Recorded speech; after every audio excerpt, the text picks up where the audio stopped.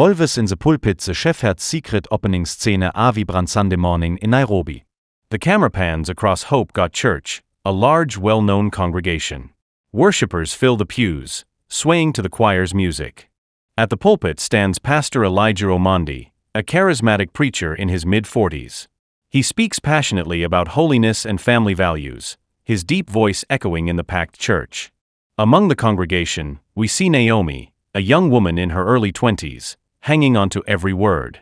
She is struggling in life and sees Pastor Elijah Omondi as a father figure. The pastor's double life after the service, Pastor Elijah Omondi invites Naomi to his office for counseling. She hesitates but agrees. Inside, the atmosphere shifts. The warm, caring pastor suddenly turns personal, touching Naomi's hand and telling her how special she is. Naomi is nervous, but Pastor Elijah Omondi reminds her that God's anointed are beyond question, and that obedience is a path to blessings. Later that night, Pastor Elijah Omondi receives a call from Janet, another young woman from the church. The conversation is flirtatious. We soon realize Naomi is just one of many victims. The suspicion grows meanwhile. David, a journalist investigating church corruption, hears whispers about Pastor Elijah Omondi's affairs. A former church member, Mama Esther, tells David about how her daughter mysteriously left the church after being counseled by the pastor. David starts digging.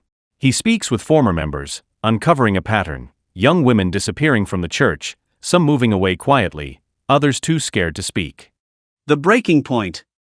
Naomi, torn between faith and fear, confides in her friend Akinyi, who convinces her to speak out. With Akinyi's support, Naomi decides to expose Pastor Elijah Omondi. In a dramatic church service, Naomi stands up mid-sermon and shouts, "Pastor, tell the church what you did to me." Gasps fill the sanctuary.